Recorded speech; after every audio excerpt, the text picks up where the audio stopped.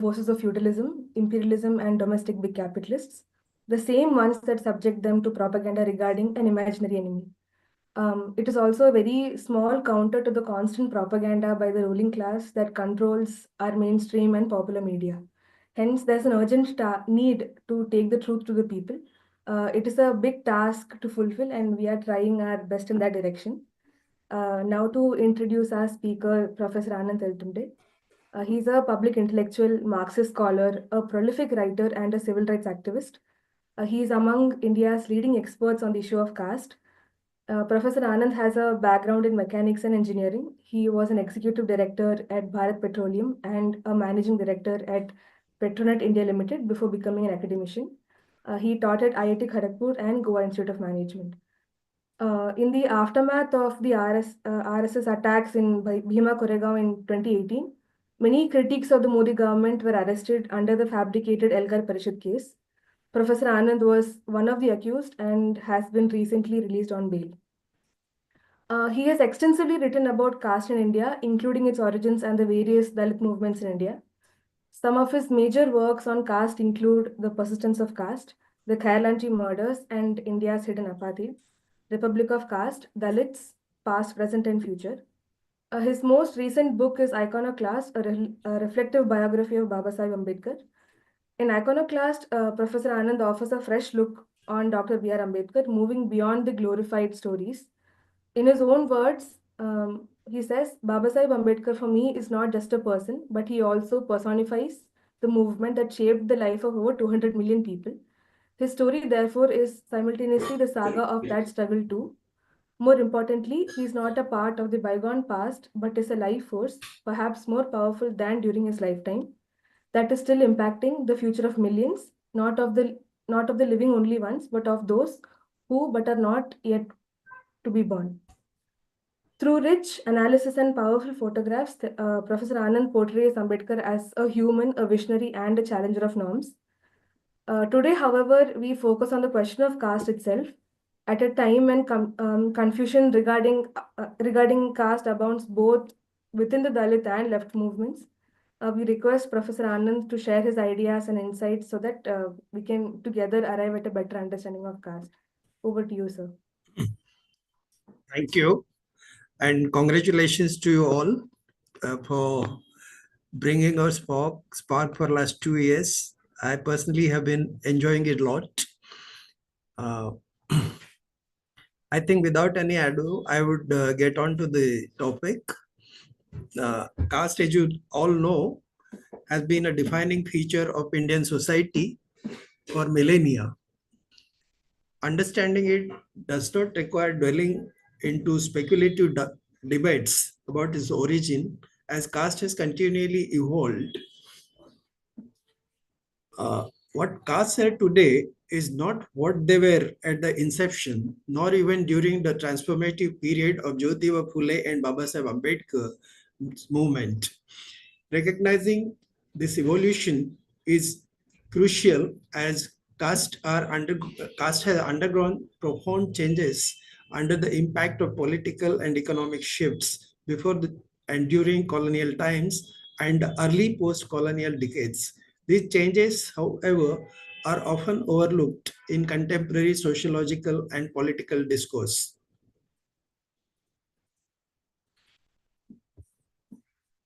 While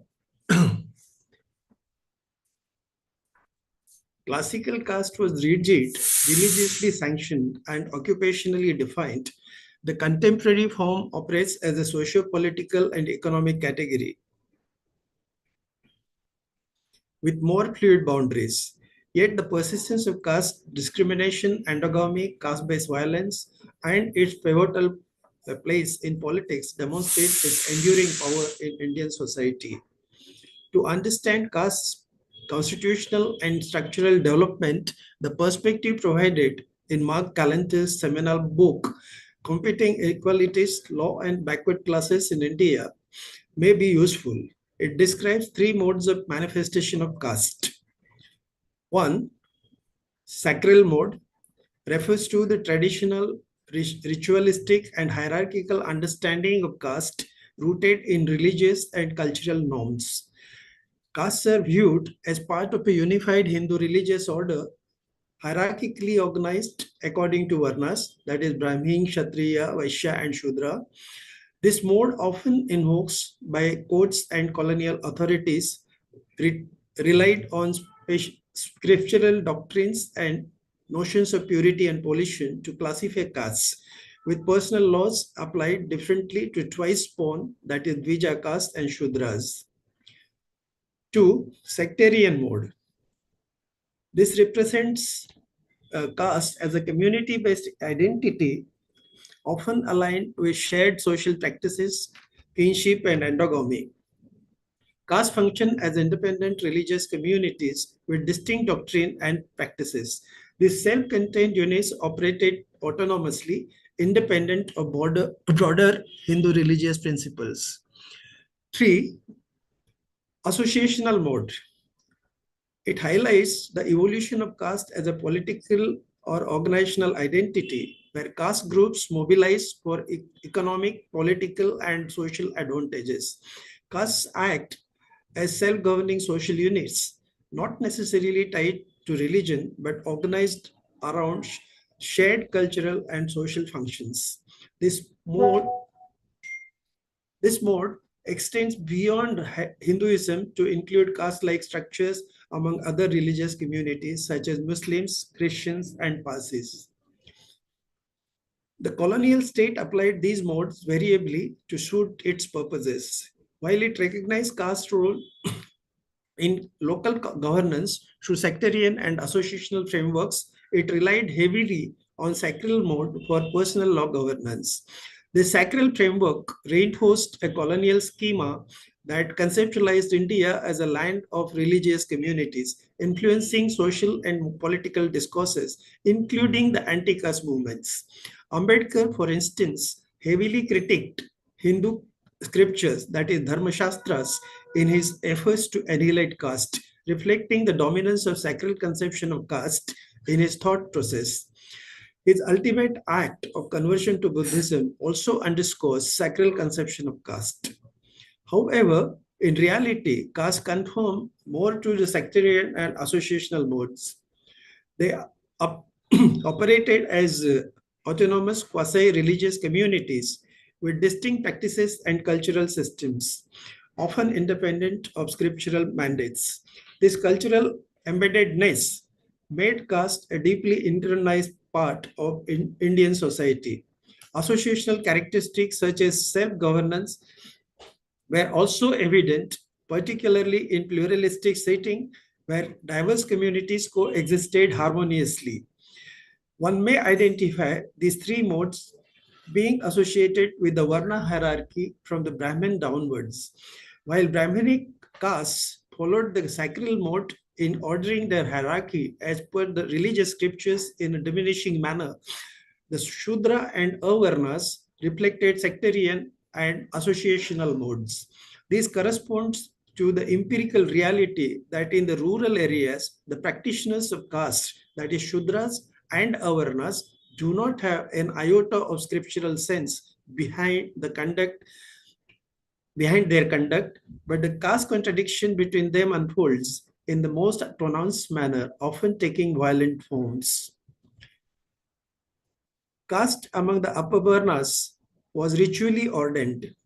However, as their urban dwelling strata entered capitalist networks during colonial times, the ritualistic rigidities loosened within it, influenced by logic of minimizing transactional cost. The spread of capitalist modernity among its Western educated segment also had significant share in loosening the ritualistic relations. The castes within these varnas, for all practical purposes, show up as a single cluster, their manifestations scarcely noticed as the innocuous cultural practices. They influence de-ritualization across their caste. Post-independence, the sacral framework faced some challenges, notably from the passage of Hindu Code Bill and the constitutional abolition of untouchability via Article 17. Yet the broader constitutional framework retained sacral elements such as in Article 341, which defines scheduled caste within a Hindu framework. that is, which was later extended to Sikhs and Buddhists, assumed to be the sect of Hinduism. This approach perpetuated caste and communal identities, facilitating their continued exploitation by political forces. The constitution's sacral underpinnings, coupled with the ruling class's manipulation, ensured the preservation of caste structures under the guise of social justice. This became evident in the abolition of untouchability and the subsequent extension of reservations beyond the scheduled caste, a category specifically created to implement reservations as per the last colonial constitution, Wide Government of India Act 1935. If reservations, understood as an extraordinary measure for an extraordinary issue, had been restricted to this exceptional category, caste itself could have been abolished. By creating the closed schedule as a quasi-class for the erstwhile untouchable caste, the connection of the entire untouchable caste cluster, representing worst manifestation of caste discrimination with the Hindu caste system, was technically severed. This could have allowed the caste structure as at large to be abolished without affecting reservation for the specific group. However, the ruling classes, unwilling to relinquish caste, their providential weapon for dividing people, chose a different course.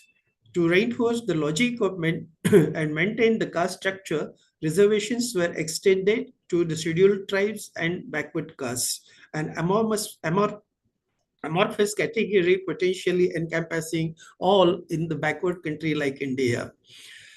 While it may be acknowledged that the scheduled tribe faced both social stigma and physical exclusion similar to the scheduled caste, this issue could have been addressed by merging them with scheduled caste for reservation purposes.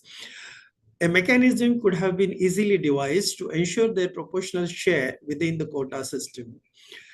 The remaining groups, however, did not suffer social stigma or exclusion based on caste identity. The extension of reservations to these groups fortified the caste system rather than dismantling it, serving the interests of the ruling classes under the pretext of promoting social justice. The abolition of untouchability without the abolition of caste was both theoretically and empirically meaningless.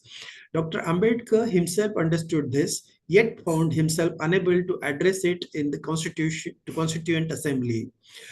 Reservations, while a measure to redress historical injustices, were not a panacea for the entrenched caste hierarchy. However, they were projected as such, potentially casteizing society, fragmenting solidarity, and fostering divisive politics.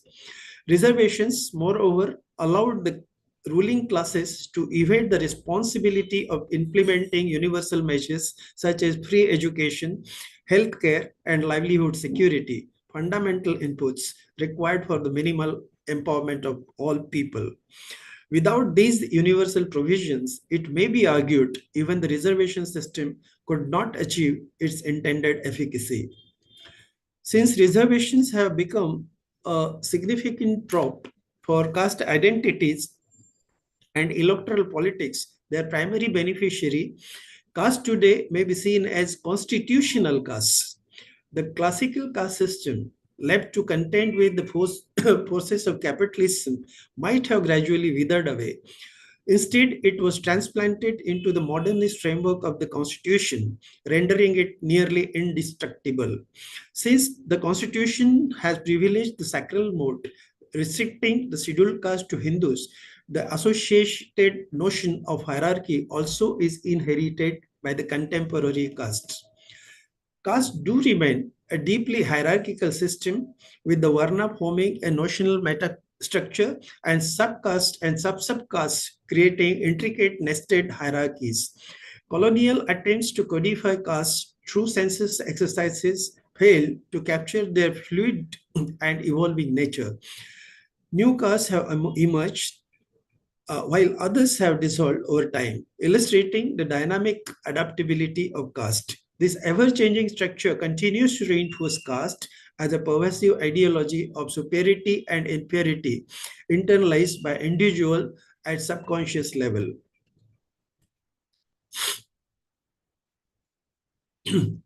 The caste dynamics was significantly boosted by the political economic policies by the government during 1950s and 1960s.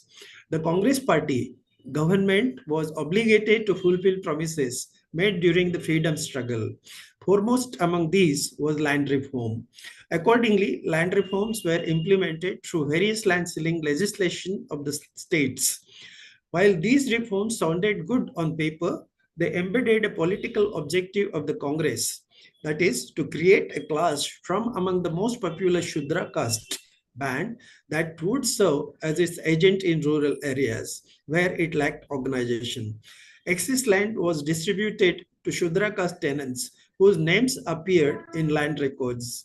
However, many Dalits and Adivasis who might have been actual tillers of land as subtenants of these Shudra caste tenants were excluded on the plea that their names did not figure in land records. They created a land owning class of Shudra farmers in rural areas. When the Green Revolution was implemented soon thereafter, huge productivity gains accrued to these landowning farmers, enriching them significantly. The Green Revolution, a capitalist strategy to boost agriculture productivity, created many markets, such as markets for inputs, outputs, credit, money, implements, services, etc., which provided business opportunities to a section of these farmers who amassed considerable surplus from untaxed agricultural income. They even expanded beyond village boundaries as petty businessmen, such as transporters, food processors, contractors, etc., interfacing with political power structures and germinating political aspirations. While they initially served as Congress agents in rural areas as plants, their increasing demand could not be accommodated by the Congress, leading to the rise of regional parties. It made electoral politics increasingly competitive. As the Congress's aura of the freedom struggle faded, accentuated by debacles of Chinese war and Nehru's demise, political parties sought to woo caste and religious communities, inaugurating the vote bank politics. Dalits organized under the Ambedkarite movement emerged as an important vote bank with Ambedkar as their icon to mobilize them. While this process strengthened the Shudra caste through their ties to the class of rich farmers metamorphosed into political leaders, it made Dalits correspondingly vulnerable in rural settings. The spread of capitalist relations in rural areas destroyed traditional interdependence in villages, reducing Dalits to rural proletariat, utterly dependent on the rich farmers for farm wages for their survival. While the agrarian economy turned capitalist, old feudal relations came handy in suppressing wages. The resulting contradictions between Shudra capitalist farmers and Dalit farm laborers manifested through caste fault lines, leading to a new genre of atrocities first seen in Kelvanmeni in Tamil Nadu in 1968.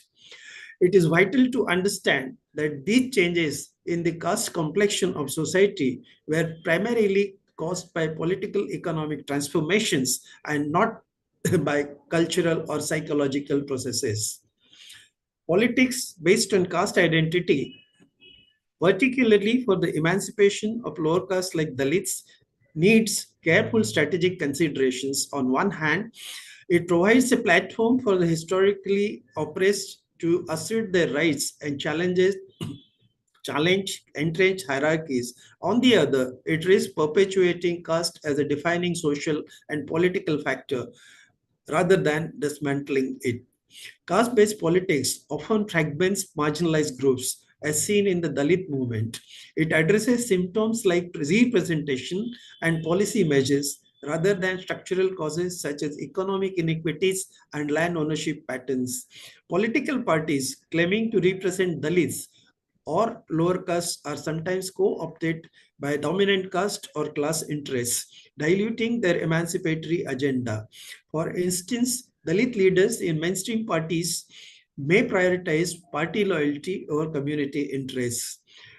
The essence of caste itself, hierarchy seeking, divisive and prone or splintering, makes it incompatible with building radical emancipatory movements. The simple understanding is often overwhelmed by the obsession of caste identities. What then are the alternatives?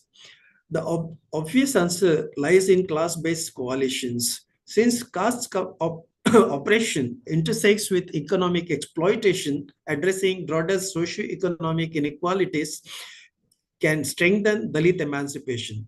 Movements with emphasis on land reforms and workers' rights have sometimes complemented caste-based struggles. While representation is vital, dismantling the material basis of caste, that is unequal land distribution, limited access to education and healthcare, is essential for true emancipation. The failure of customary politics of representation should make us realize that true representation necessitates universal empowerment. Baba Sahib Ambedkar's vision, wherein educated Dalit would act as protective umbrella for the Dalit masses, has unfortunately not materialized. Toward the end of his life, Ambedkar lamented that educated Dalits had betrayed his expectations. His disillusionment extended to the political representation he fought so hard to secure through reservations. He later demanded the annulment out of frustration. These experiences teach us a vital lesson. Unless the entire population is empowered with fundamental provisions such as free healthcare, universal quality education through a common school system, and basic livelihood security via lands or jobs, the concept of representation will remain hollow and often counterproductive. Over the last 7 decades, we have seen so-called representatives of the people evolve into some of the worst oppressors.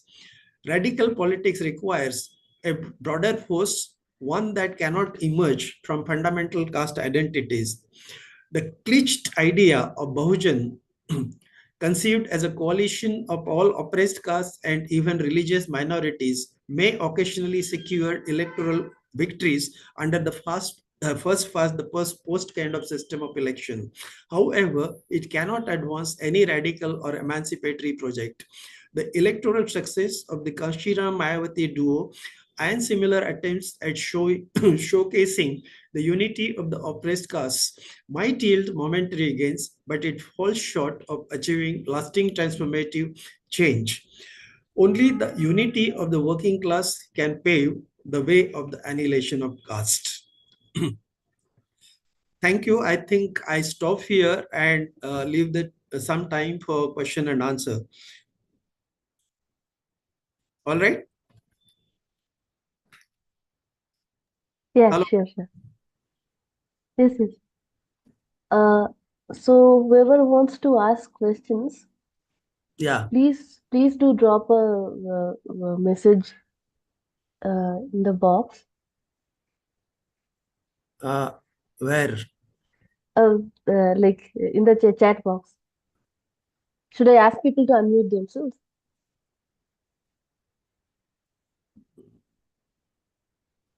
Okay. Every time it shows differently to me. No one has dropped any question yet.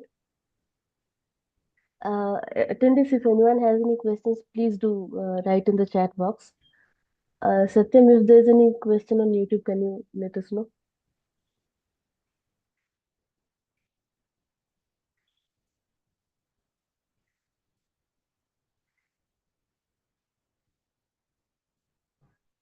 The whiteboards. Okay, there are a few questions. Ganga, can you read those out?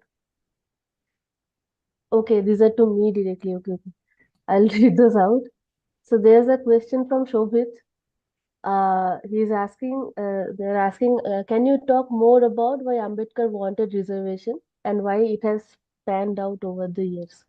Say it again. I didn't get it. Yeah. They're asking, can you talk more about why Ambedkar wanted reservation and why it has panned out over the years? Turned out? Why it has panned out over the years? Okay. Okay. Okay. All right. See, Ambedkar, everybody wanted reservation, reservation firstly in politics, in legislatures and governance bodies, etc. And that was the demand for all communities. So was even Ambedkar's when he entered the public life.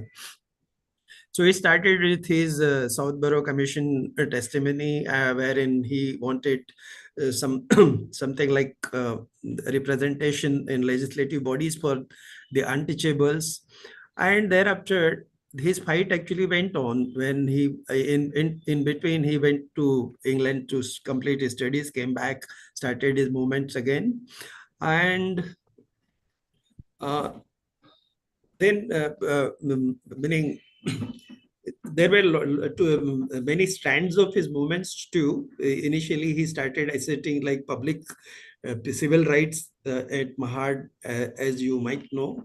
And thereafter, when he got frustrated at Mahad struggle, then he turned his aside to politics, because by then the political horizons also were opening for this kind of communal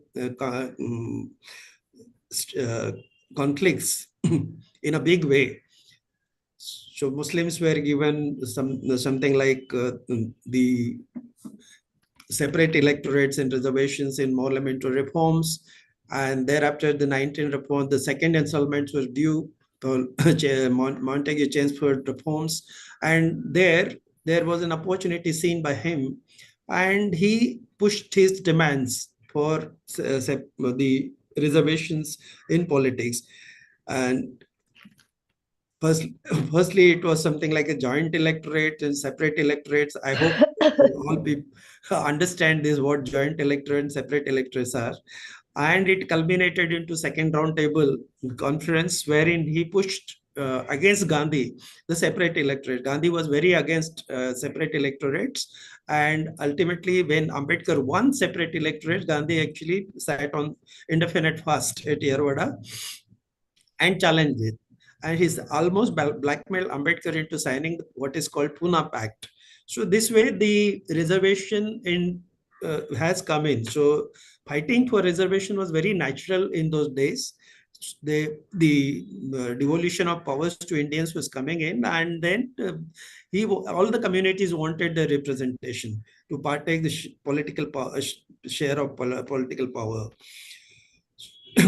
Now, when he got frustrated was something like when he won separate electorates and was frustrated by Gandhi in Pune Pact. So and Pune Pact granted them more than double the reservation seats, but in a joint electorates. So initially, Ambedkar thought that he got much more, he could extract much more from Gandhi, but later on, something like on quality of reservation, the quality of representation, it suffered, because in joint electorates, the majority will determine the results. So whatever the caste Hindu constituting the majority will only choose such a scheduled caste who is acceptable to them. And you see nowadays what happens thereafter, and this was actually granted for 10 years, even constitution formalized it for 10 years, but without anybody is asking, this actually gets extended. So even in empirical terms we can see whose interest it is serving. So now also there are reservations given to scheduled caste in legislature. So this perhaps is the Ambedkar's kind of demand and the aftermath that he made about the political reservation. The reservations that are familiar with you people is in the educational institutions and services, public services are of a different kind. They emanated from again the Pune Pact, because while negotiating this deal, Gandhi undertook that the Dalits will be accommodated in all structures of thing, and they will take steps to uplift them, and that from it came when Ambedkar reached Viceroy's Executive Council as a minister. That time he formalized, because until then until then, meaning 1937 to 1942, this was operating as a preferment policy because Britishers were not sure that there were enough educated people among the scheduled castes, and therefore they operated as a preferment policy. Something like if anybody brings to their notice that there is a guy who is educated enough to occupy a certain post, then British would consider and give him preference. So this way the policy operated. Ambedkar went in and 43 actually made note to Viceroy that he said this kind of policy probably is not working and there is a definitive quota system needs to be instituted. And that way then this quota system that we are familiar with has come into being. So this, of course, about political reservation, there is no controversy per se that they have been detrimental to Dalit interest, and Ambedkar actually fought against them in later life, but there is a little bit two opinions about the reservations in educational institutions and public services. Many Dalits would prefer, and it is truth also, that these actually have helped Dalits. Otherwise, these people would not have got their dues anyway. The that this was the character of caste system, that it would never grant them their dues. So they got into coveted kinds of seats in the education field, and then got into public sector. And what today we see as a sizable Dalit middle class is attributed to these policies. So there is so Ambedkar was not against these policies, later policies like educational institution reservation or the service reservations. He was not against and nobody is as such against it. But the political reservations have played against the Dalit interest, that is for sure. All right. Hello. Yeah, they cannot. Yeah, they cannot unmute themselves actually. Is that fine, Shobit? You can message me. There are many other questions that have come up. I can't Yeah, see Shobit you says people yes. here. I can't see you people here. How it's actually Should I allow people to unmute themselves? yeah, okay, I can see you now. And where is their box where they write the questions? Oh, Yeah, it's chat box. Okay. yeah, it's Okay. it's to Okay. me directly. So should I ask a few more questions? There is a question called, sir, could you please about creamy layer of passive beneficiary in recent Supreme Court judgment? All right, I will just touch upon these questions. Creamy layer. So could you read the question once? Question is, he asked asked me to talk about the recent exclusion of creamy layer of SCST beneficiaries and recent Supreme Court judgment. Actually, it is not excluded. It is every judge in that bench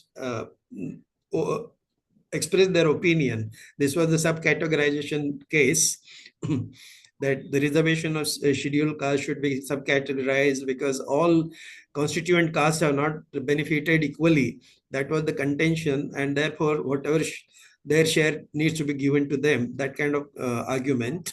So in the case, this was not actually involved, but some judges, to name Justice Gawai, I think, has written about the creamy layer, about etc. So this is actually misconception about the reservation, and how this misconception pervades even the judiciary is the case in point. Creamy layer is the scheduled caste reservation does not bring in any kinds of backwardness or anything. It is just for a social exclusion. It is meant for against social exclusion. So there is no question of creamy layer applied to scheduled caste. There was something like in a backward caste context, the creamy layer came in. I think Indra Sani judgment or something like that. I'm not very sure about these cases. but that is what it is. But this creamy layer is not applicable to scheduled caste reservation. And as against your this thing notion that uh, it has come as a Supreme Court judgment. It's not a Supreme Court judgment. It's an opinion of a judge in relation to the subcategorization judgment. Okay. Then next. Is that okay?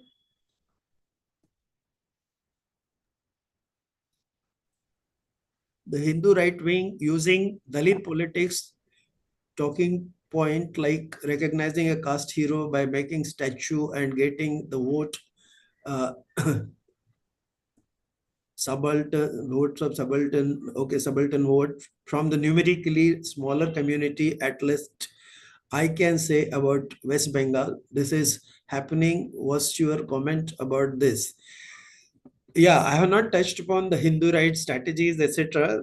They have been very, very wild, although they claim that they're above caste and communities. The BJP has been the most astute user of the caste and communities. So what their strategy has been, certain things are obvious, certain things are not so obvious. So as most of you might know, that they have been working almost for last 50 years among the tribals and trying to Hinduize them, and they have almost succeeded. And thereafter, initially it started as a Baniya Brahmin party.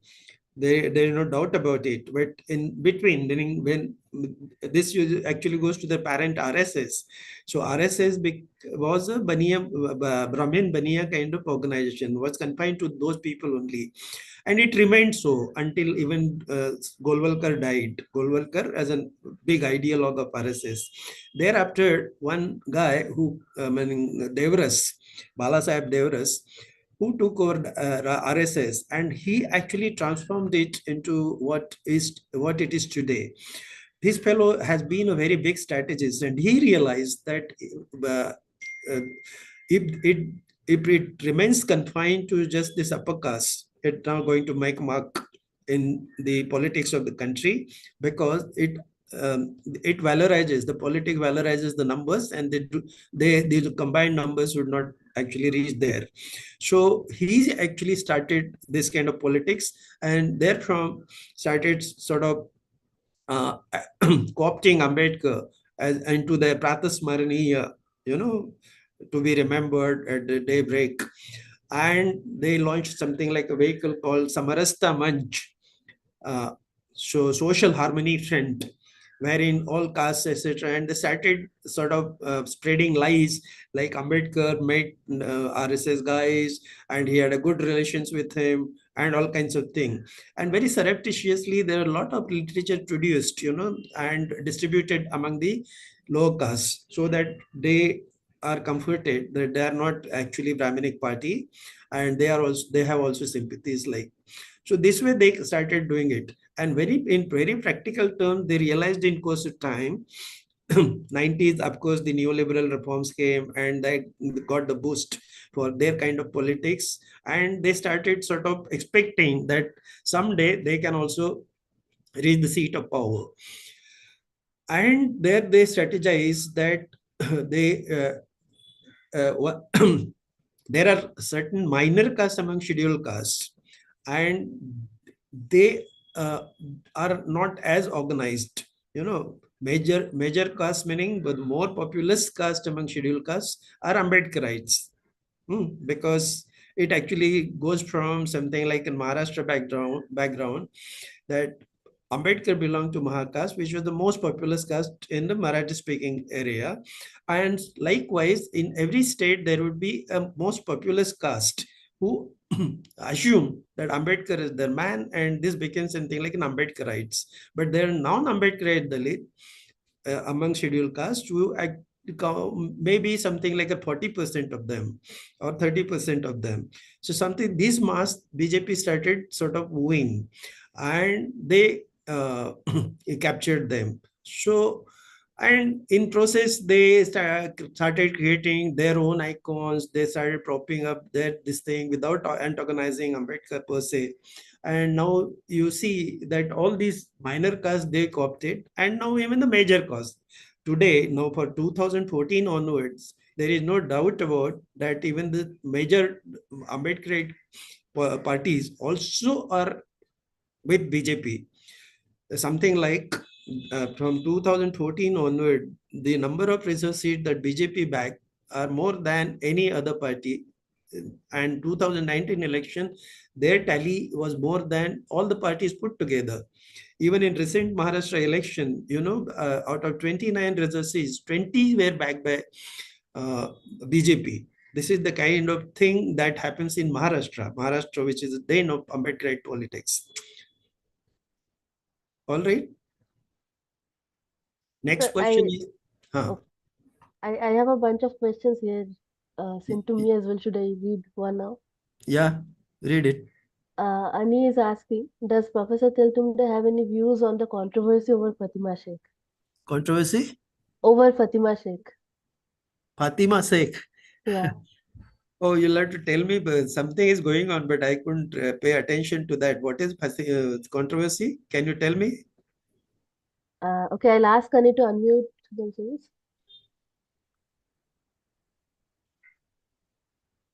Yeah, can anyone tell me what is the controversy? Because I think I'm not aware. actually you are not aware. So I too Yeah. saw somewhere just today. Huh? काय?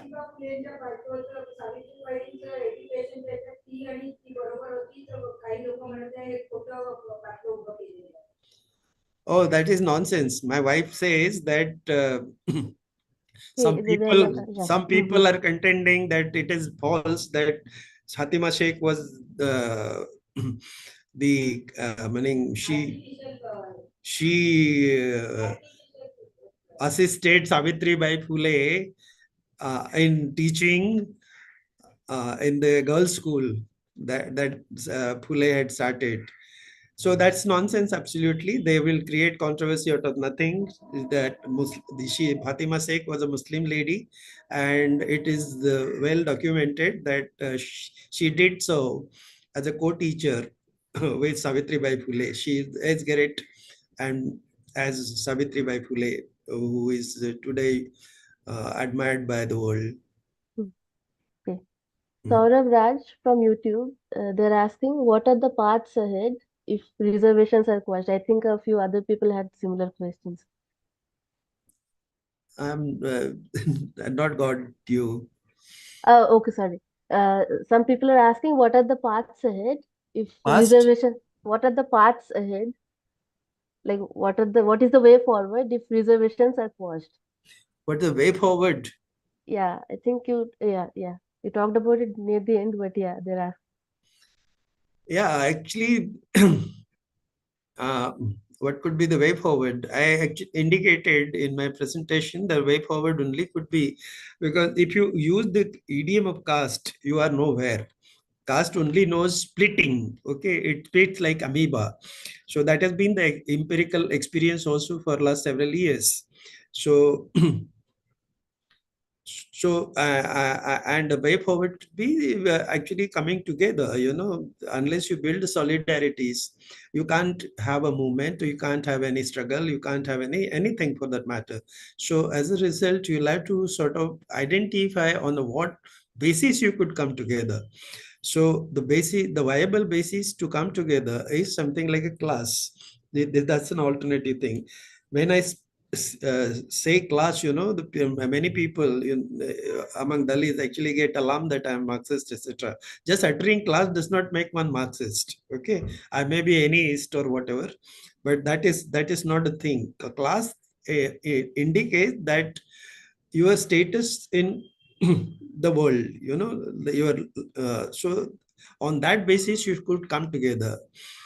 So that could be the way forward. There are few questions out here in the chat box uh, that also I will address, briefly. Okay. Why Ambedkar converted into Buddhism? Because Ambedkar always believed facts over religion and faith and I think he surely know that doesn't work, and we also see it real life. Dalits are confused. They are not proper Hindu, not Buddhist. He can also choose atheism at that time. He can also choose atheism at that time. Did not understand question proper, but I probably got a sense as to what he means. That when Ambedkar embraced Buddhism as a way out of uh, uh, the caste system, so whether it was a proper solution or not, I am also of the similar opinion that probably this did not address at a personal level or something like at a very spiritual level. That is all okay, but religion does not answer that kind of question. Okay, so today probably what could be construed is he used to say that me Bharat Bodha mein karen, and Marathi that means I'll make India Buddhist country. So all right, if when that was a tall order, to expect that kind of thing is a tall order firstly, but even supposing in India becomes Buddhist, how does it matter? Will it be rid of caste? Answer is uncertain. Okay. It, that's why actually I said in presentation this they use something like, and Ambedkar also was overwhelmed by the sacral conception of caste, that caste actually remained in the Hindu scripture.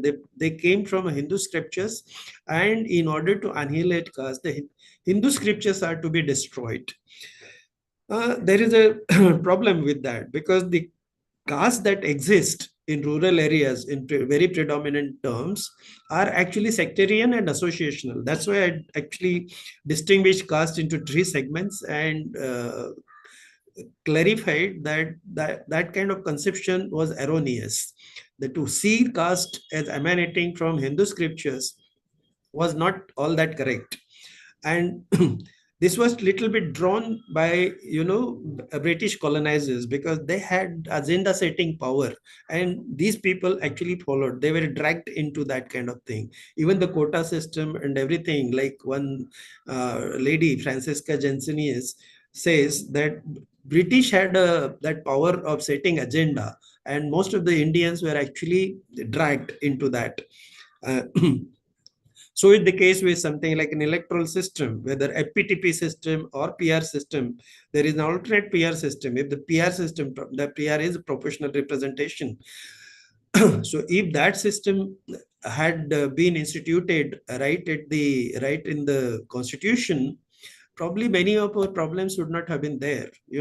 So those many things have come from these misconceptions of things. uh, we see as regard Buddhism that nowhere we have reached any significance in terms of Buddhist conversions, although everywhere people are attracted to Buddhist conception. Even the cultural, it actually created a cultural setting, which could be uh, eulogized as it is something like counterculture to Hinduism, but in fact, it may not be so. They are actually emulating the same kind of dominant kind of Hindu culture and bringing it into the Buddhist culture. So there is a confusion of sort. Whosoever has asked me the question, there is indeed a confusion among Dalits as to what has actually happened, because in other terms, economic terms and political terms, etc., it has not helped anyway. Even cultural terms, it could not really create a counterculture of that kind. So what has then happened? So that's the uh, that remains as a question. Okay, next question is, how is caste related to feudal mode of production? Will development of capitalist relations in agriculture wither away caste? I have answered this question. It's in the presentation itself, that when capitalist strategy in agriculture was adopted in Green Revolution, so the relations turned on, but the caste has resilience. So it it became capitalist, but it has used the whatever is beneficial to further capitalist kind of thing, it uses the feudal, they actually uses from feudal mode. So it is never something like, and I have my own kind of things here, that it is not something like when feudal mode is completely destroyed or taken, or then the capitalism comes, and capitalism then is a puritanical mode which actually would usher into socialism and all that. So all these traces of previous mode of production and seeds of future mode of production will exist in any kinds of modes of production. And I illustrated it in one of my books, that if you want to use the Marxist schema, then mode of production will have to be conceived as an hybrid mode of production at any point in time. And it has implications to the kind of struggles that you articulate. Can you explain why caste is something which is not only part of superstructure? Is it part of the base too? Is the context of Marxist base superstructure conception? Well, this is a classical confusion of Marxists. This is actually sterile kind of controversy created by base and superstructure, which is not very, very relevant to the struggle one takes up. The caste, as now even the Marxists also concede that caste has been a part of base as well as superstructure using their own language, but I do not give much credence to this kind of distinction. Sir, if I may ask a question from here. Yes. So Abhirup is asking, can you talk about why the left, both the electoral and Naxalite left, failed to create nationwide movement against caste, and how that fueled the rise of identity politics?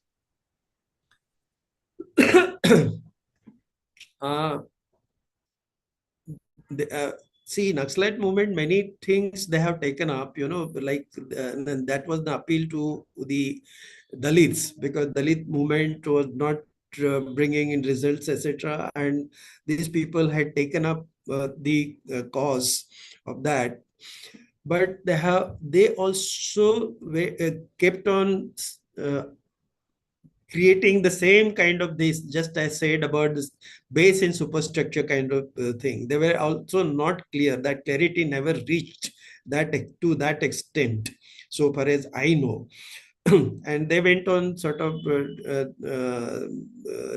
repeating the same old kind of things as regards caste. With the Naxalite movement, probably it has come to they have contributed to this kind of thing, that caste actually pervades base as well as superstructure, but they have not discarded the base distinction between base and superstructure totally. And what was needed is to discard that, you know.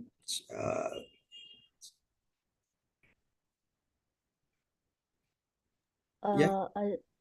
Okay. Yeah. Arindam is asking, can you tell a bit about your new book, Iconoclast?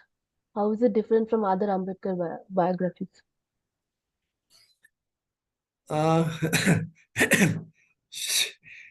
Iconoclast is different from other biographies in sense that firstly it is it hagiographs other Ambedkar, and actually presents Ambedkar into something like a real person who struggled with within a context.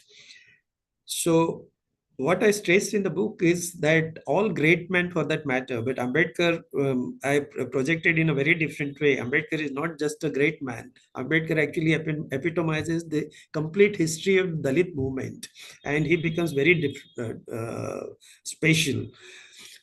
Something like is a fulcrum around which, 225 million people, whatever the number today of scheduled caste is there, they can be twirled. So the such kind of personality has not been you will not find easily in history. So that's why there is several ways to see the importance of Ambedkar, and Ambedkar could then be seen as something like one of the big determinant of the future of this country. So he needed to be projected as such. And what I tried to do is to stress that how Ambedkar is something like a case study in that sense, and the younger generation should be learning from it.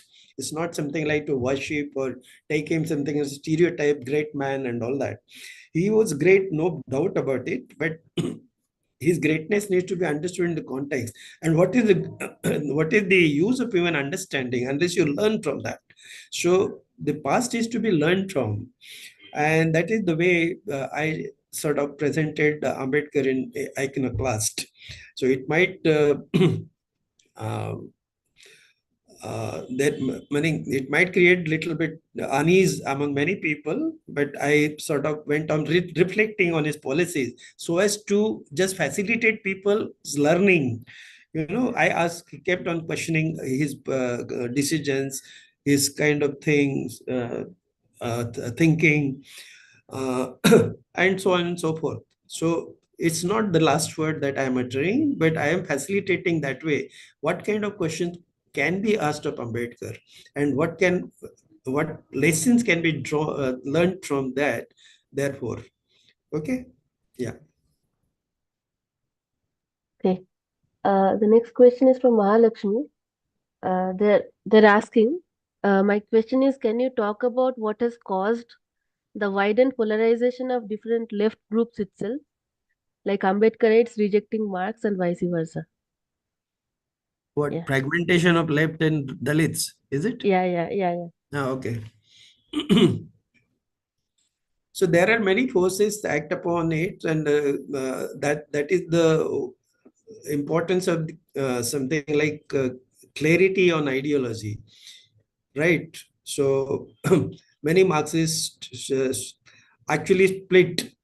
You might have heard, you're too young to know, but there used to be something like Marxist split, that we have this line and that line kind of thing. And as a matter of fact, there may not be any distinguishing point in the lines, but they will go like that. Like base and superstructure, for that matter, is again one big confusion, and world over that has been upheld. So there are many things about the thing about that can be said about the left. One of the key factors, talking about Indian context, when the world over also Marxists have split, meaning the left has split. But talking about Indian context, Marxists have not understood caste. And caste was a pervasive reality of this land, and caste is therefore important. It impinges upon their state also. So that can be broad comment that can be made. Second thing, I would say that uh, the Marxists have actually treated Marxism as a quasi-religion. Okay, so it was to be a life science, which actually is amenable to change data sets and correcting itself. So that was what I would see Marxism was, but that they have not learned from. Marx has not given any kind of blueprint. People take it as a blueprint. Marx has actually presented something like conceptual schema. Hmm. And thereafter, people have just this is what happens. If you make somebody as a big hero, then people actually try kind of in a very different way. Uh, Fortunately, there is nothing like Marx is garlanded and Marx is not worshipped, etc. That is the fortunate part of that. But this is what happens. It is not short of that uh, Marx, Lenin, Stalin, Mao, and all that thing. We actually find answers in them. Their world and our world, there is probably a difference between that. And there is a lot of water that flows down the Ganges, and people have to take cognizance of that. So Marxist schema is still valid. Everything is valid in that. But how to sort of translate and how to actually bring it to our contemporary world, how to interpret in the context of our contemporary world is a challenge, and that challenge needs to be faced. So otherwise, that would go on something like splintering that this way. Same is the case with Dalit movement. Dalit movement also splintered into infinite numbers because they also faltered on the ideology. They actually made it simplified, unlike Marxists, that Ambedkarism is against Marxism. That is all. That is the ruling kind of equation Dalits use. And with that, they went on sort of splintering. Major splinters have been there. And another point that could be made is that Ambedkar pragmatism was translated into something like an opportunism by Dalit leaders, and whosoever had given them more kind of thing, they kept on selling to those fellows. Today, all the Dalit leaders actually are in BJP lap is because of that. And they keep on sort of their credence with Dalit has not diminished. There are people still going after them and voting for BJP. Therefore, yeah. Aryan is asking two questions. Yeah. The first question is on ground rent in the rural areas. At one point, the profit of the capitalists and the wage of the worker were sacrificed for the ground rent given to the landlord. How has the caste and class relation changed? Okay, anyway. The second question is on a very different note. The BJP lost many seats in the last election. Many were optimistic, but however, some speculate that the BJP is becoming a party of the forming bourgeois or labor aristocrat OBCs. It was popularized by the book The New BJP by Nalin Mehta. Is this incorrect? So Say it there are again. Say the yeah. later part of BJP. Uh, this the second question is on a very different note. The BJP lost many seats in the last election. Many were optimistic, but however, some speculate that the BJP is becoming a party of the forming bourgeois or labor aristocrat OBCs. It was popularized by the book The New BJP by Nalin Mehta. Is this incorrect? Nalin I Mehta. Yeah, I'll just send these two questions to you. One is on I think ground rate, whether that is pertaining to the Indian situation, and the second one is on this whether BJP is becoming kind of a representation of the labor aristocrat OBC. So I think these are the two questions. Representative of Labor aristocrat OBCs, like landowning OBCs. I think they're trying to say. I'm not very sure. I have what shared the OBC? questions with you. What OBC? Labor aristocrat. Oh, labor aristocrat. Okay. Yeah. No, the So these last are the questions. election uh, probably has gone in the way Atal Bihari lost the election. You know that they were overconfident that they would get 400 plus seats, etc., and that has not come true. But now they are very cautious that because first past the post you could not be very sure. Uh, uh, it is not the voters kind of choice that matters, but the strategy matters in first past the post kind of election. Okay, so now thereon, BJP has been very cautious and actually started manipulating the process itself.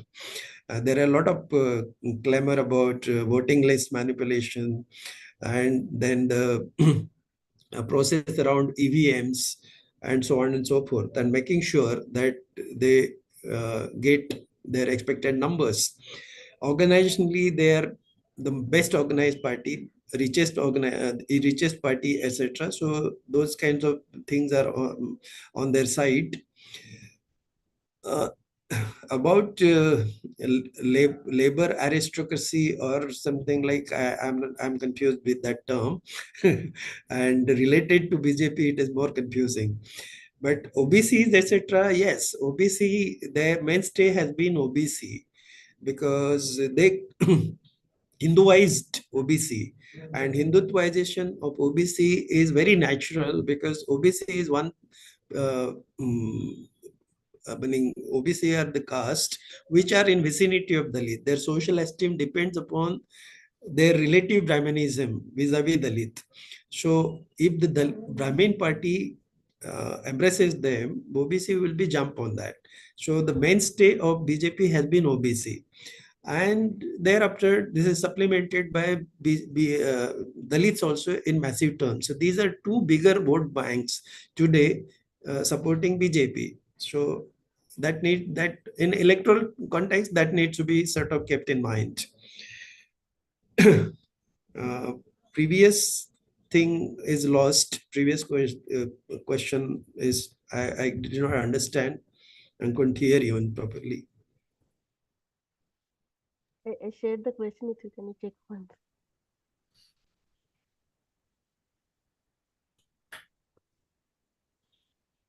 It's the question is on ground rent in the rural areas. At one point, the profit of the capitalists and the wage of the worker were sacrificed for the ground rent given to the landlord. How has the caste and class relation changed? Ground rent given to the capitalists. No, it's not clear to me. In very broad terms, I presented the picture, as to what changes happened in the rural side. There were very monumental changes.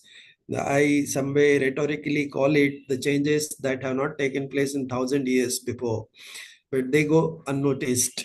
Okay, the entire configuration of the rural India was changed because of this so-called land reforms and green revolution policies.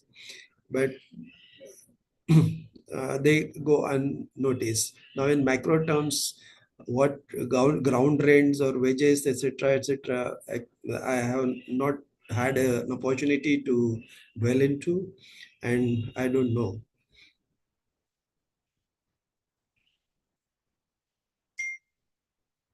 Okay, there are few more questions. Um, so Shonak was asking this question. Yeah, very often it is pointed out that caste-based reservations narrows opportunities for the general caste, especially in the era when job crisis is acute. Also, there is the question of quality, as in educational institutes, reservations lower the merit bar.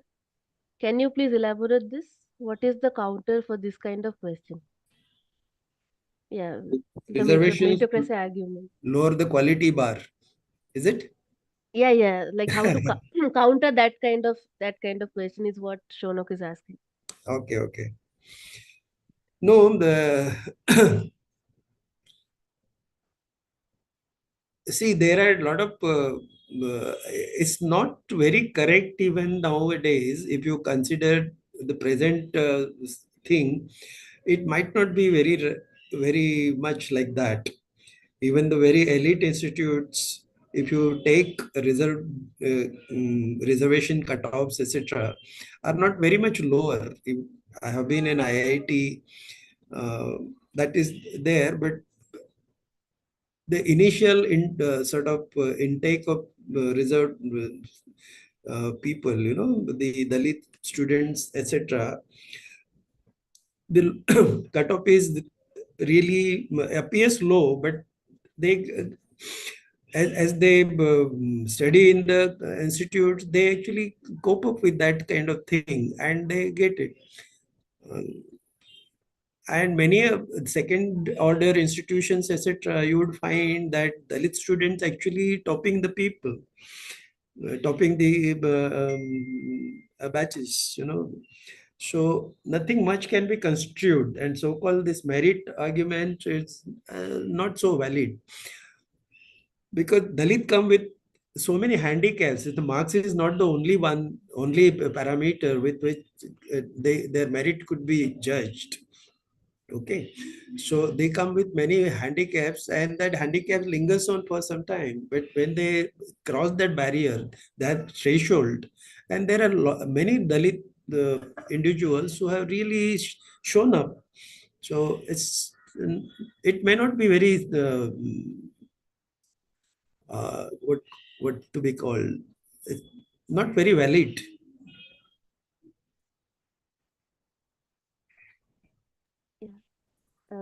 Vikas Vajpayee is asking, reservations as a policy shall continue to be relevant for a long-term one, but these in themselves are not the solution for annihilation of caste-based oppression in the society. Why has Ambedkarite politics been reluctant on waging struggles for division of productive resources of the society, example land? So the question is, why has Ambedkarite politics been reluctant on waging struggles for division of productive resources of the society, like land? Uh, Ambedkar politics, what? Been reluctant on waging Reluctant. strugg yeah, reluctant on waging struggles for division of productive resources of the society, example land. Yeah. That is the problem with that politics. So I stated that's a limitation of that, because reservation also alongside when reservations efficacy also depends upon the universal empowerment of people. That way I put it, you know. So unless people are universally empowered, even reservation would not, because reservation is something like a layered on certain things. You cannot think of uh, without this thing. So that kind of merit kind of thing will keep on cropping up. Otherwise, people would basically not empowered. They are not brought in equal terms. Suppose something like a common school system had been instituted, a simple thing I'm illustrating with, at the beginning itself, the same quality education is imparted to all the people who are born at one time. So those people would not have any difference, built up in them. They would not inherit something like a disabilities of the people, or something like if you born Dalit, then you will go to inferior school, get in this thing, and then what does the reservation do then? Because that also presupposes that you are of a similar certain minimum standing in terms of your academics and all that kind of thing. So alongside, the reservation is not panacea at all. So the over focus on reservation has been a bane of Ambedkarite politics. There had to be struggle for the material uh, uh, issues of the people's livelihood. That's what I stressed. Yeah. There's one question that kind of related. So Abhirami is asking, are there any limitations of reservation that affect our movement against fascism?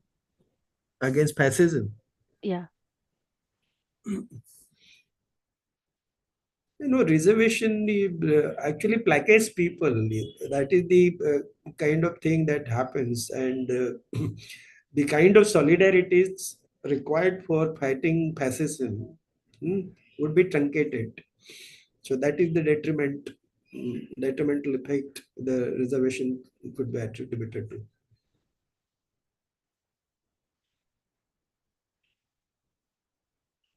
Okay. Aditya is asking, Hmm. sir, in your opinion, does identity politics help in advancing the rights of marginalized groups, or does it risk deepening divisions within society? Dalits. No. Does identity politics help in advancing the rights of marginalized groups, or does it risk deepening divisions within society? Yeah, latter. See, identity politics, it is obvious. Actually, it helps in mobilizing, but it it always one is not sure when it crossed the limit. Okay, and it becomes suddenly negative. So then tends to fragment. All these isms, all these kinds of things that we talk about is the identities. They are reduced to identities, and because they just help you to fragment. You are separate from others, so they will not bring you together. Yeah. This is Ramnik is asking. I was told by a JNU professor that in the book Apart by Ashok Gopal, it is claimed that Ambedkar was funded by the Hindu Mahasabha. for the trip to the second roundtable conference. I have not personally read the book, but it is a claim I have not encountered before. Is there any truth in this? No.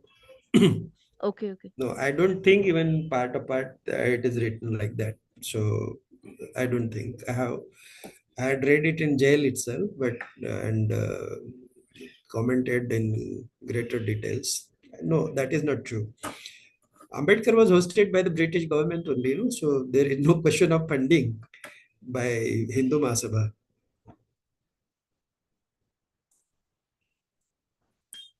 There are a few more questions.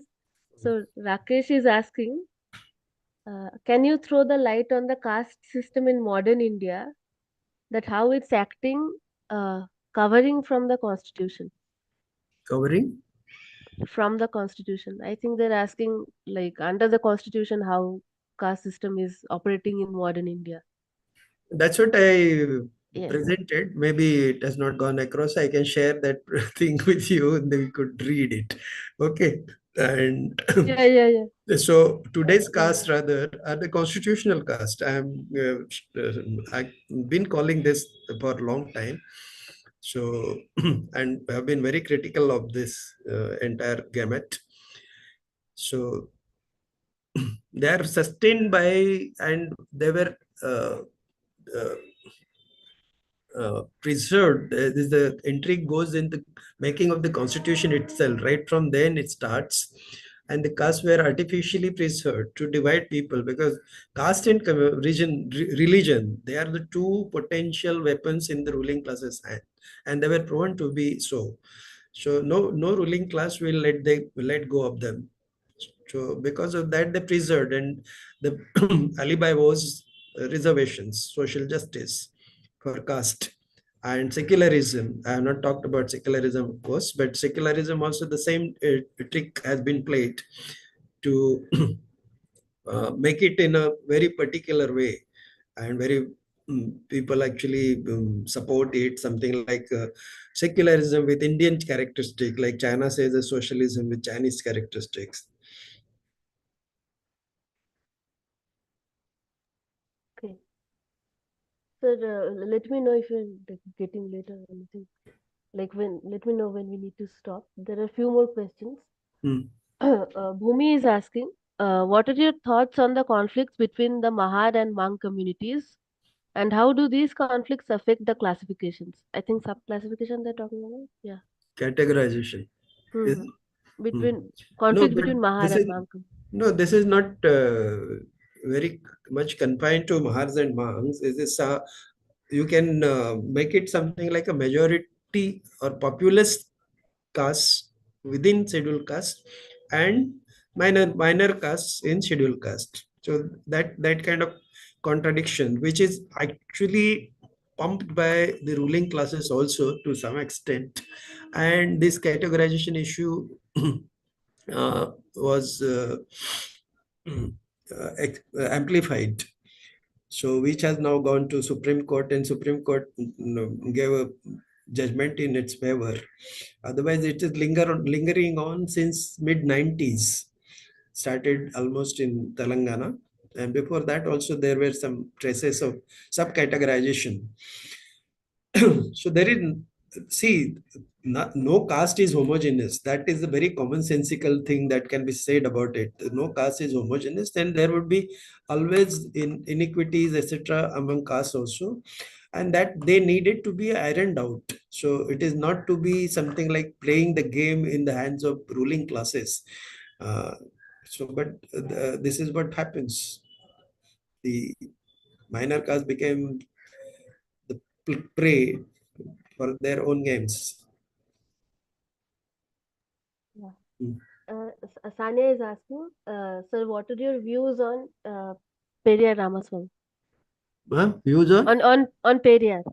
Periyar. Yeah. Views on Periyar in short, what to say? Periyar is an important anti-Brahmin hero, and all these heroes are to be taken in a context. In the Tamil context, he mm, projected sort of anti-Brahminism in a very uncompromising way. So that is very important. And some Dalits in Tamil Nadu have different opinion. Means again, this needs to be fabricated because it's not paid enough attention to Dalit problem and this and that, or something like he was on BCs, etc. But I don't give any value to that kind of argument because this needs to be taken in context. And yes, that is past, whatever it is. But he's a very important person for me. Okay. There's one very long question. Mm. Jaya Rupan J is asking, reservation is a base for social representation as one of the working arm for affirmative actions.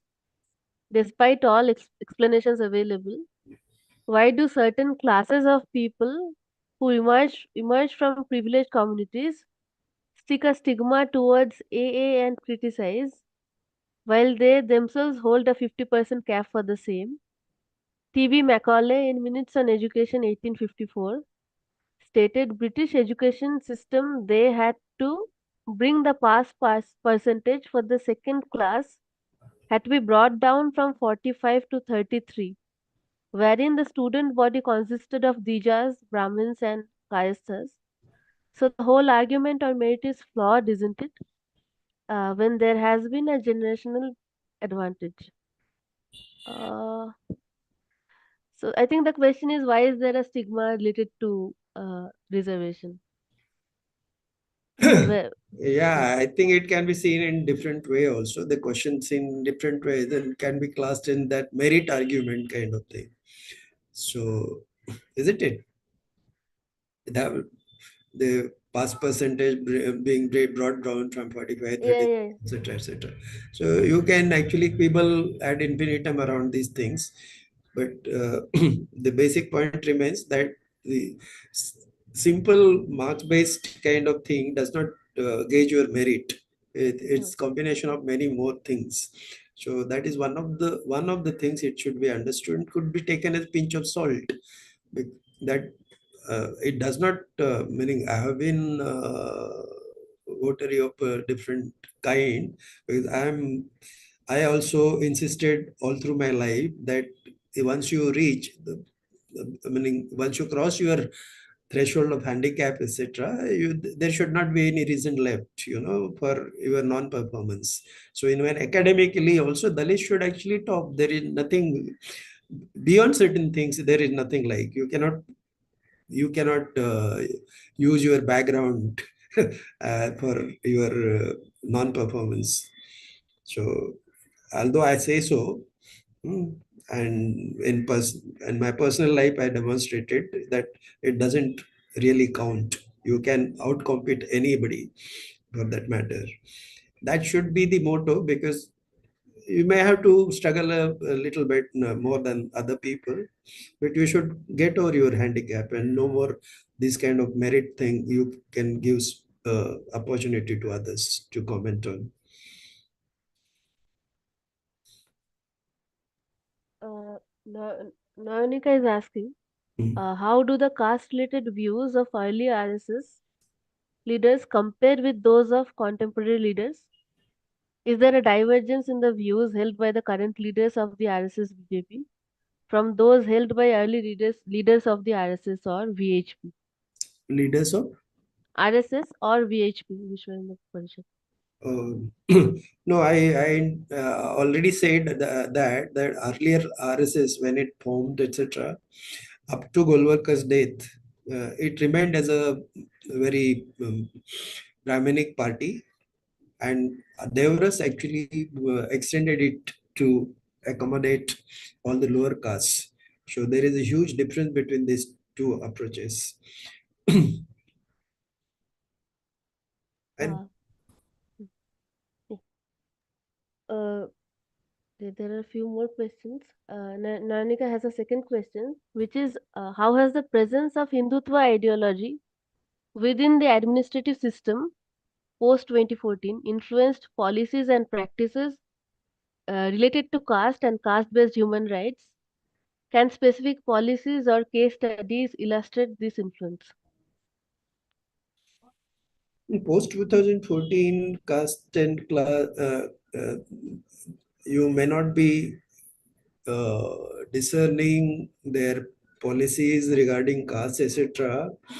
But there is they actually you can understand the way they are driving the whole thing.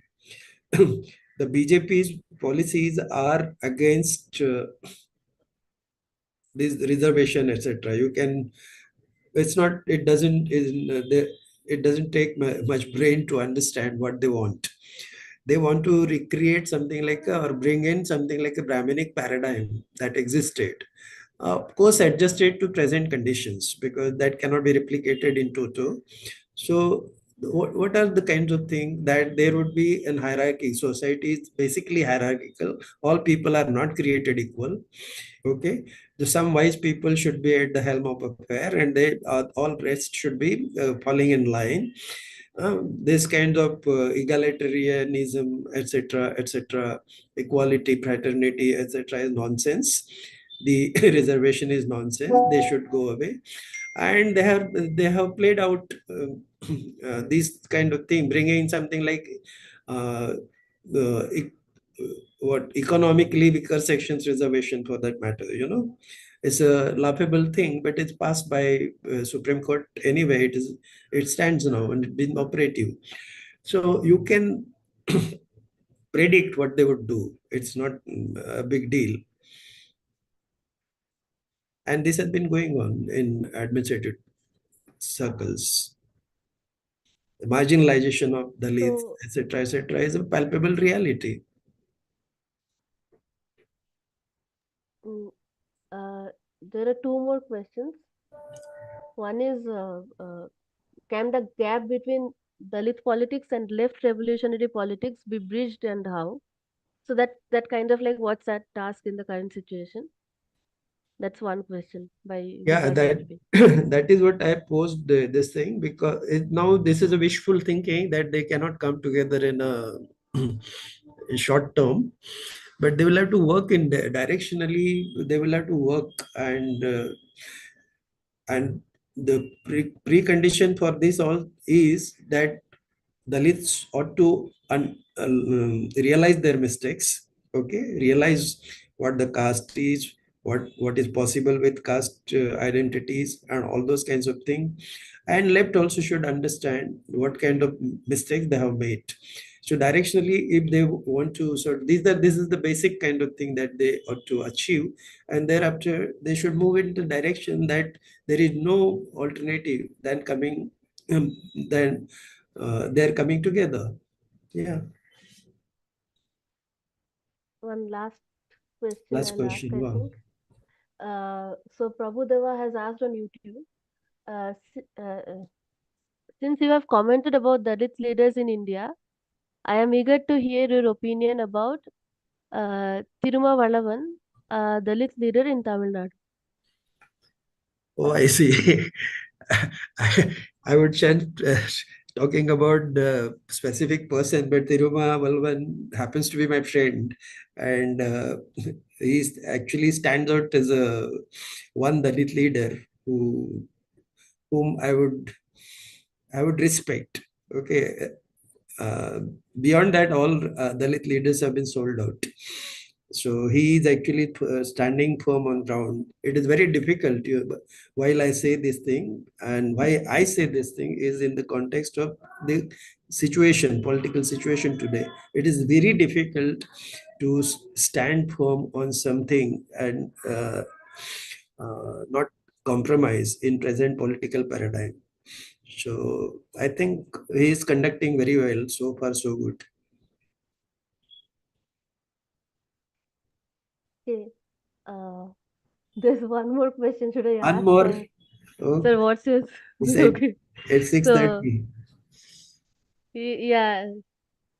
So Nayanika is asking, how does the concept of Varnashrama Dharma, as outlined in the Rig Veda, compare to the perspectives on caste presented by RSS founders in terms of ideology? See this Varna and caste, etc. The are being used by many people. But my understanding of that is the Varna are a conceptual thing. Varnashram is a conceptual kind of framework, whereas caste are the concrete ones. Okay. Now, however they came, I did not indulge into much of a speculation, but in my opinion, I wrote it in one of the books. Is like this, that castes are nothing but the tribal identities. That India was a vast land, it was endowed with very, very good things for agriculture, etc. So all that caste we see are the basically tribal identities, and elsewhere they had to undergo change in social configuration. But in India, they actually settled down just like that. And when these people, outside people, so-called Aryans or whosoever they were, brought in this kind of system, or Varnashram Dharma, for instance, they overlaid their kind of system over the existing things. So according to my theory, caste were already there, meaning caste existed, and Varna were overlaid on that. And approximately something like they group together, and then the hierarchy was created in a society. So this was the thing. Now, you will not find Varna everywhere. The only end remains something like a Brahmin at the top and Shudra at the thing. The caste actually is more salient beyond that when the untouchables come in. So it's very complicated if you think in those terms. So, and it's not so necessary when we are focused on to the change, then all these kinds of thing becomes an academic exercise. And very speculative at that, because there is no support for whatever you say.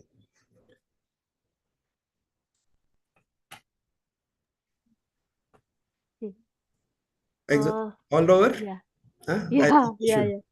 we should Sir, end. is there any way we could like people could ask you questions, like is there any email ID or anything you could share? Yeah. Actually, feel free. It's not now itself that they should be asking. I will write Okay. down my email ID. My email Sure. ID, I think you might be having it.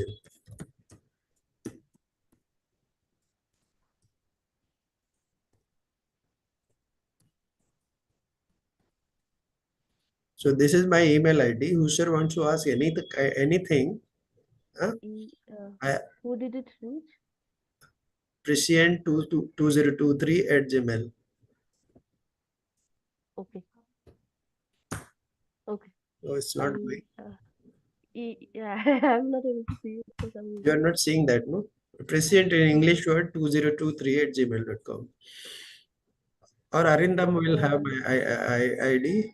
okay, okay, okay. Okay. Uh, And yeah. So yeah, yeah, yeah. Okay, whosoever okay. whosoever wants to ask anything, I promise to answer any question. Okay. To the best of my Mm-hmm. Yeah. capacity. Thank you. Okay. Okay. Okay. Thanks for Right. joining. Yeah, Right. yeah, yeah. Okay. And Thank you. I Thank will you. share this Yeah. note also I have made with you Yeah. in course of I'll time, in due I'll course. mail it to the registered Due course. participants. Okay. All right. All the If best. anyone wants to, Yeah. okay. Thank you, sir. Thank you. Yeah. Yeah. So if anyone wants to go through these notes, please drop your email ID to me. If you have registered already, then I'll be sharing the notes directly there. Sir, it's okay if you may leave the call. All right. Okay. Thank you. Bye. Bye. Bye. Thanks a lot for your time. Thanks for answering our questions. Yeah. Okay. So thanks for joining the meeting. Professor Teltumde will be going to Pune today, so he was in a bit of a hurry. I'll be sharing the notes with everyone. Please do share your email ID with us if you haven't already. If you have shared it previously as a registered participant, then I'll share it there as well. And if you want to be, updated about whatever activities we do in Bangalore as part of Spark, please do share your phone numbers with us. We can add you to our updates group. If you want to write something for us, you can find the email ID in the chat. You can drop an article there directly. You can also find our old articles at thesparkmag.in. On YouTube, this talk is of course has been live streamed. There are previous talks and as well as other snippets from our activities. You can also follow us on Instagram at the Spark Mag. So thanks for being there with us for the last 2 years, and hope to see you again in our future programs. Thanks a lot. In Club Zindabad.